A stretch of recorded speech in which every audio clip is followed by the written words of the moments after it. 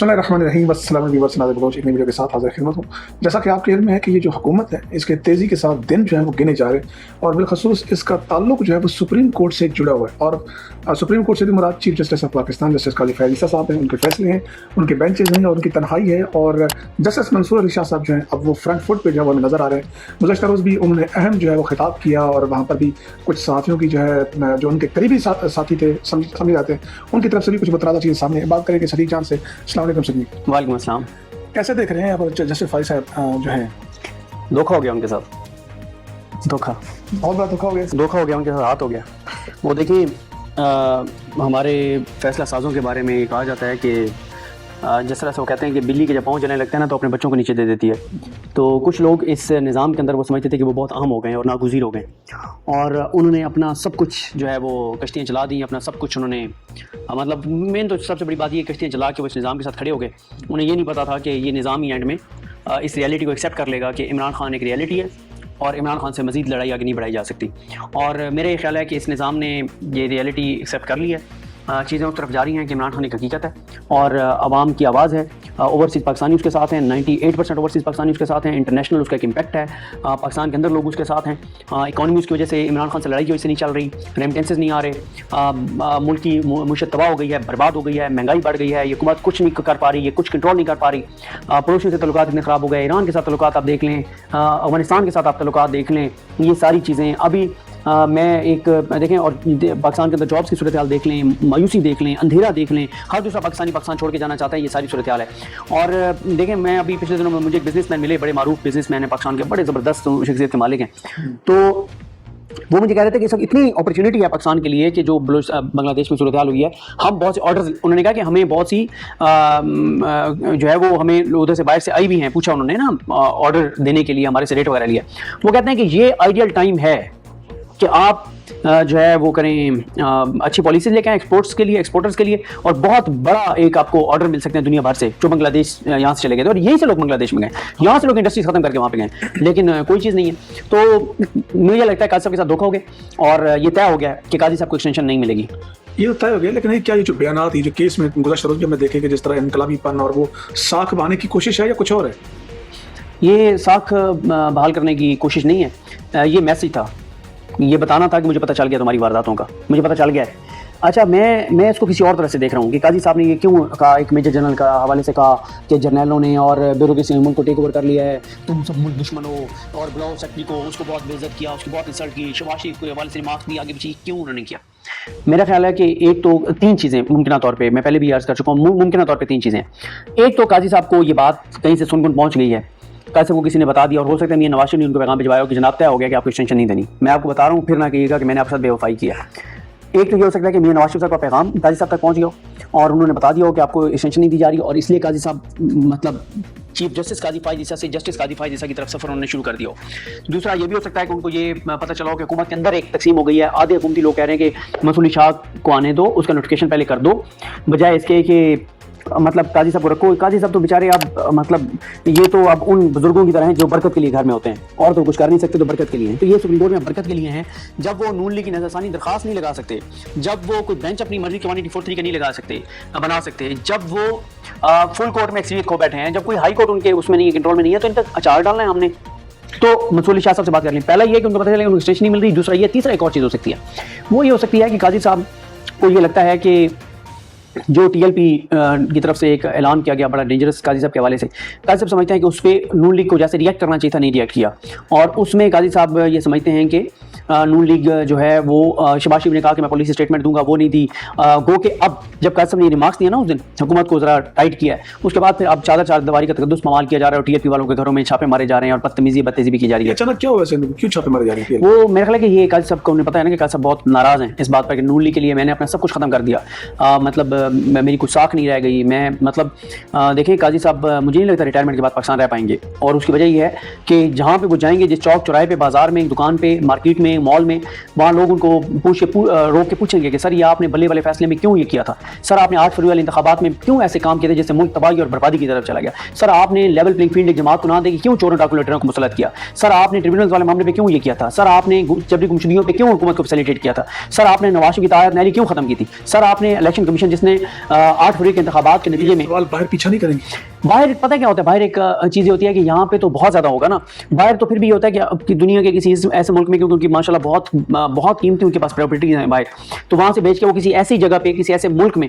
किसी ऐसी जगह पे वो घर ले सकते हैं जहाँ पे ज़्यादा पाकिस्तानी ना हो, और अगर हो भी तो वहाँ पे कानून इतना वो हो कि मतलब उस तरह से चीज़ ना हो सके। मुझे नहीं लगता यूके या ऐसे किसी मुल्क में वो रहेंगे जहाँ पाकिस्तानी बहुत ज़्यादा हैं। वो दुनिया के किसी ऐसे मुल्क का इंतखाब करेंगे जिसमें मतलब बहुत कम ओवरसीज पाकिस्तानी हो। अच्छा, ये क्या वजह हुई कि पीटीआई का जो रद्द-ए-अमल है इस सारे मंजरनामे में हुकूमत के खिलाफ बहुत लो प्रोफाइल चला गया? क्या कहीं मामला उनको सेट हुए नजर आ रहे हैं कि चलें जनाब और वो लाइन अबूर ना की जाए, बेहतर है कि मामला खुद ही कानूनी तौर पर हल हो जाए? कौन से वाले मामले में? धांधली से मुतालिक या जिस अंदाज में प्रोटेस्ट की बात कर रहे थे। हाँ, अच्छा मेरा ख्याल है कि मेरा ये अंदाज़ा, मेरी असेसमेंट है, मेरी इन्फॉर्मेशन नहीं है।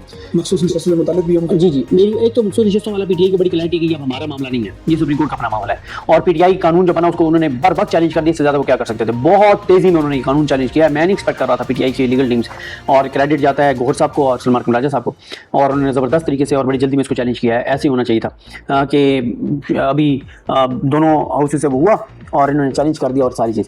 अच्छा, अब मुझे जो मेरी असेसमेंट है वो ये है कि पीटीआई 14 अगस्त को लॉन्ग मार्च करना था, लेकिन वो लॉन्ग मार्च जो है ना वो 40-45 दिन के लिए डिले कर दिया गया, यानी वो चला गया सितंबर के एंड में। और जो हमारे साहब ने बात की वो गलत नहीं की, अब उन्होंने दुरुस्त बात की, सितंबर में है प्लान, लेकिन पीटीआई ने अगस्त से सितंबर तक इसलिए ले गई है कि पीटीआई ये समझती है कि जो सितंबर है ना, एक तो उस वक्त तक शायद हुकूमत वैसे ही अपने बोझ से गिर जाए, या एस्टैब्लिशमेंट इस हुकूमत को घर भेज दे, इनके सर से साया उठ जाए एस्टैब्लिशमेंट का, एस्टैब्लिशमेंट वाकई एपॉलिटिकल हो जाए, वाकई न्यूट्रल हो जाए, और एस्टैब्लिशमेंट इस हुकूमत को सिंपल क्या करेगी एस्टैब्लिशमेंट? सिंपल वो ये करेंगे कि जजेस को मैनेज करना छोड़ देंगे, जहाँ जहाँ पे पीटीआई और इमरान खान के केसेस हैं, बस फैसले मेरिट पे आना शुरू हो जाएंगे, पहली बात। और दूसरा यह है कि वो लोगों को उठाना छोड़ देंगे, पकड़ दकड़ छोड़ देंगे। तीसरा यह है कि वो मीडिया पे वो जो एक है कि महंगाई पे बात नहीं करनी, धांधली पे बात नहीं करनी, वो चीज़ें वो नहीं करेंगे। चौथा यह है कि वो जो इमरान खान के खिलाफ बिल्कुल एक्टिव होकर हर चीज़ कर रहे हैं वो चीज़ नहीं करवाएंगे। तो बात खत्म, ये है कि हुकूमत के चैप्टर क्लोज हो जाएगा। कोई ऐसा कोई मैसेज वैसे नजर आ रहा है आपको? मुझे तो नजर आ रहा है जिस तरह आलिया साहबा को नहीं गिरफ्तार। देखें आलिया हमजा साहब, देखें इसमें ना ये मसला ये है कि एस्टैब्लिशमेंट को भी नजर आ गया कि अदालतें उस नहज पे चली गई हैं कि अब गुंजाइश नहीं रही एस्टैब्लिशमेंट के लिए भी ना। मसलन सनम जावेद को यहाँ से अगर वो जैसे सरेंडर किया सरकार ने, और सरेंडर क्यों करना पड़ा, ये गुलशन और का तगड़ा ऑर्डर आ गया था, मलिक मोहम्मद इमरान का ऑर्डर आ गया था। अच्छा, एक लम्हे के लिए ना आता, मलिक इमरान साहब का ऑर्डर भी ना आता और ये गुलशन और का ऑर्डर भी ना आता, मैक्सिमम क्या हो जाता कि उसको ले जाते कोयटा ले जाते, ठीक है, बलूचिस्तान ले जाते, 5 दिन बाद वो रिहा हो जाती, 7 दिन बाद हो जाती, फिर क्या होता? अल्टीमेटली तो उसने रिहा होना था। आलिया हमजा साहब को यहाँ से बलूचिस्तान ले जाते, 1 हफ्ते बाद वो रिहा हो जाती। असल में मसला ये है कि अदालतों के जो मामलात हैं वो उस नहज पे पहुंच गए हैं कि अब गुंजाइश खत्म हो गई है, अब चीज़ें खत्म हो गई हैं, और इसलिए जो है वो मेरा ये ख्याल है कि इस्टेब्लिशमेंट को भी इस बात की रियलाइजेशन हो गई है। देखिए इस्टेब्लिशमेंट, अब सवाल यह है कि इस्टेब्लिशमेंट यार वो तो उस हद तक चले गए थे कि या हम है या इमरान खान है, तो फिर ये क्यों इस्टेब्लिशमेंट ने फैसला किया होगा? मेरा ख्याल है कि इस्टेब्लिशमेंट ने उस दिन फैसला किया होगा जिस दिन 12 जुलाई का फैसला है, जिस दिन काजी फाइज अक्सरियत को बैठे थे, फिर जिस दिन काजी साहब ने कमेटी में मामला रखा और कमेटी में भी उनको शिकस्त हो गई कि रिव्यू वाले मामले पे नून लिखा। मेरा ख्याल है वो दिन होगा जब इस्टेब्लिशमेंट ने बैठ के कहा होगा कि हम पूरा निज़ाम जिस एक बंदे के सर पे हम चला रहे थे, काजी फाइज ईसा के सर पे, वो निज़ाम पूरा निज़ाम जिस एक बंदे के सर पे था वो अक्सरियत को बैठा है, उसके पास फुल कोर्ट में अक्सरियत नहीं रही, उसके पास कमेटी में अक्सरियत नहीं रही, तो बस खत्म हो गई ना। फिर अगर बनाई भी सही तो फिर अगर जजेस तो फिर भी मुखालफत में होंगे, हर बेंच में मुखालफत, हर बेंच। इस एस्टेब्लिशमेंट की पॉलिसी में तब्दीली का दिन 15 जुलाई होगा, नहीं 15 नहीं, 12, 3, 15, 18, 19 जुलाई को एस्टेब्लिशमेंट के बड़ों ने बैठ के फैसला किया होगा कि अब हमें कुछ और। 27 अगस्त डेट निकल, आप अभी तक हैं कहाँ? 27 अगस्त वाली पे मैं कायम हूँ, आर या पार हो जाएगा। अच्छा। इमरान खान के केसेस जितने केस में वो गिरफ्तार हैं सब मंतकी अंजाम को पहुंच जाएंगे। 27 तक या तो इमरान खान जो है वो 16 दिन बाकी हैं, 16 दिन बाकी हैं, या इमरान खान अगस्त में ही रहा हो जाएंगे, या आपको 27 अगस्त से पहले आपको एग्जैक्ट डेट पता चल जाएगी कि सितंबर की फलां तारीख तक इमरान खान बाहर होगा, उसके तमाम केसेस मंतकी अंजाम तक पहुंच चुके होंगे। आगे सबके लीडरशिप को गिरफ्तार और सॉरी जी अलकादिर में भी उन कन्विक्ट हो चुके होंगे, तब तक वो कन्विक्ट हो चुके होंगे। जो तोशाखाना केस है उसमें उनका रिमांड मुकम्मल हो चुका होगा, तो खत्म ना, और तो कोई केस ही नहीं है। ये 190 मिलियन पाउंड केस में इमरान खान साहब अपने गवाह पेश करने जा रहे हैं, ये कौन सी शख्सियात हैं? देखिए जो पहले उनका था वो तो 2 ऐसी शख्सियात थी जिस पे पीटीआई के अंदर बड़ी हलचल मच चली, जो दोनों गवाह आएंगे। तो क्योंकि वो पहले जब नाम मुझे पता चले थे तो मुझे मेरे सोच ने ये भी कहा था कि यार अभी नाम डिस्क्लोज नहीं करने, और वो वजह वही है कि पीटीआई खुद भी कह रही है कि भाई उनको उठा लिया जाएगा। तो अगर तो वही दो नाम है तो वो बड़े इंटरेस्टिंग नाम है, वो बड़ी बहुत हैरान कुन होगा लोगों के लिए वो दोनों नाम सुन के। लेकिन आप वही नाम है या कोई और इमरान खान अपने गवाह ला रहे हैं, ये अल्लाह की जात पे जाने। ये भी बड़ी अचंभे की बात है कि उनको अगर मौका मिलता है गवाह पेश करने के लिए। नहीं, गवाह पेश करने का तो मतलब पहले भी उनके पास ऑप्शन था, लेकिन उस वक्त वो ये था कि उन्होंने वो जब तोशाखाना में उन्होंने उनकी दरखास्त मुस्तरद की तो उसी बेस पे फिर ऊपर से सारी चीजें खराब हुई ना। अब ये है कि अब ये जो अलकादिर है ना, इसको बड़ा वो स्लो अंदाज में चला रहे हैं, उस तरह से नहीं चला रहे जैसे 3 वो ट्रायल किए थे ना, उस तरह से नहीं चला रहे। तो ये तो उनको राइट मिलना था और वो राइट अवेल करेंगे। वैसे क्या दफ्तर खाजा हो सकती है, कोई और हो सकता है, या खुद पीटीआई के अंदर से कोई गवाही हो सकती है? ये भी हो सकता है जो पीटीआई जो प्रेस कॉन्फ्रेंस कर गए हों, सियासत से अलग हो गए हों, हो सकता है वो भी हो सकते हैं। अच्छा, वो भी हो सकते हैं। वो भी हो सकते हैं। दुरुस्त है। ये इंसाफ स्टूडेंट्स की जो लीडरशिप की गिरफ्तारी है, ये किस चीज़ का तसलसल शुरू हो गया? सर पैनिक है बहुत बलूचिस्तान बांग्लादेश वाले मामला के बाद ना, बहुत पैनिक है कि कहीं पे कोई रैली ना निकलने दी जाए। देखें नादिर बलोच साहब, आपने भी तलबा तंजीमों में आप एक्टिव रहे या मतलब उस तरह से आप ओहदेदार पता नहीं रहे या नहीं रहे, लेकिन ओहदेदार भी रहे और आपने फिर बड़े करीब से देखा और अभी भी माशाल्लाह अभी भी आप मतलब ऑर्गेनाइजेशंस को बड़े करीब से देखते हैं और प्रोग्राम्स अटेंड करते हैं, चाहे वो मजहबी प्रोग्राम हो, सियासी प्रोग्राम हो, इवेंट्स हो, वो आप कवर करते हैं। सर 2 या 3 यूनिवर्सिटी में रैलियाँ निकलनी है बस, उसके बाद पूरे पाकिस्तान में निकलनी है, 2-3 की वीडियोस आनी है और पूरे पाकिस्तान के स्टूडेंट्स इंचार्ज हो जाना है। तो ये बहुत इस वक्त परेशानी है, बहुत ज़्यादा है, बहुत परेशानी। बलूचिस्तान पहले ही आपके दहाने पे पहुंचा हुआ जैसे देख रहे हैं आप। हाँ, बलूचिस्तान में देखें सूरत हाल, आपने केपीके में देखा, बनू में क्या हुआ, जीबी में आप चेक कर रही है तो क्या सूरत हाल है, एजेके में क्या हुआ, कराची में ताजिर जो है वो अनाउंस कर रहे हैं, ताजिर तंजीमें एक्टिव हो रही हैं, किसान एक्टिव हो रहे हैं, तलबा एक्टिव हो रहे हैं। ये हुकूमत तो जाएगी, हर सूरत में जाएगी। दुरुस्त है। तो ये बताएं कि जस्टिस मंसूर अली शाह साहब की जो 2 दिन पहले जब कल आपने बयान देखे, क्या वो उनके अंदर क्लैरिटी है कि वो अपने फैसले पर अमल दरामद करा पाएंगे? क्योंकि एक बड़ा सवाल उठाया जाता है कि जनाब ये जो मामला है साबिक चीफ जैसे उमर अता बंदियाल का, उन्होंने भी एक फैसला दिया था, उन्होंने भी अमल दरामद करा था, लेकिन चुप करके वो घर चले गए। देखिए बड़ा फर्क है, बंदियाल साहब के दौर में ये हुआ था कि बंदियाल साहब के दौर में काजी फाइज साहब ने ग्रुप बना के, और बदकिस्मती से ये जो 8 जजेस फैसला देने वाले हैं इनमें कुछ जज ऐसे शामिल हैं जिन्होंने काजी साहब के साथ मिलकर सुप्रीम कोर्ट को कमजोर कर दिया था, बेवकूफ़ कर दिया था। और उस वक्त हालात ये नहीं थे जो आज हैं। उस वक्त 8 फरवरी नहीं हुआ था, उस वक्त 8 फरवरी नहीं हुआ था, उस वक्त चीज़ें कुछ और थी और मतलब इतनी अनसर्टेनिटी नहीं थी और चीज़ें और तरह से थी।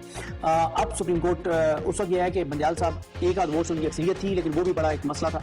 बंदियाल साहब को केस टेकअप करने लगते थे तो वो जो जजेस उनके साथ खड़े थे वो भी कहते थे यार अब मतलब इतना हमारे ऊपर दबाव है, थोड़ी सी मेहरबानी करें।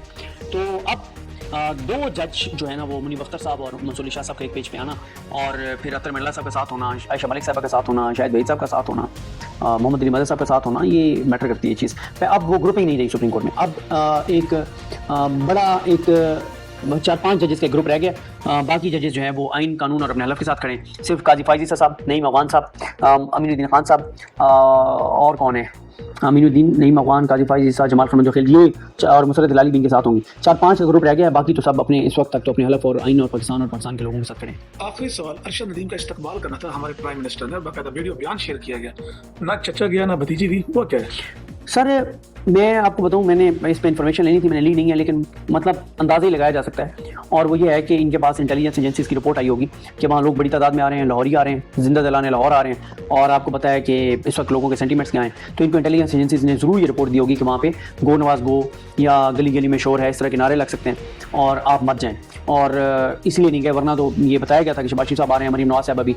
और देखें ना, इसीलिए इस्टेब्लिशमेंट, इसीलिए मैं कह रहा हूँ इस्टेब्लिशमेंट इनके सर से साया उठने वाला है। एस्टैब्लिशमेंट कहती है जो एक कौमी हीरो का एयरपोर्ट पे इस्तकबाल करने नहीं जा सकते वो क्या करेंगे इस मुल्क के अंदर डिलीवर, ना ये इकोनॉमी चला पा रहे हैं, ना कोई लोग। अब शहबाज वज़ीर आज़म है ना, और उधर एक चाबी वाला खिलौना वज़ीर आला है सरफराज भुट्टी। क्या बलूचिस्तान के अंदर जो प्रोटेस्ट हो रहा था, अगर शहबाज वहाँ पे चले जाते तो प्रोटेस्ट खत्म होता? नहीं होना था ना। सरफराज भुट्टी जाता होना था, नहीं होना था ना। वहाँ बनू में हो रहा था ना, या अली मीन गंडापुर हो गया ना। ये फर्क होता है जहाँ आवाम की नुमाइंदा हुकूमत आती है और जहाँ पे चाबी वाले खिलौने होते हैं। जबरदस्त सर बहुत शुक्रिया, आपने कीमती फीडबैक शुरू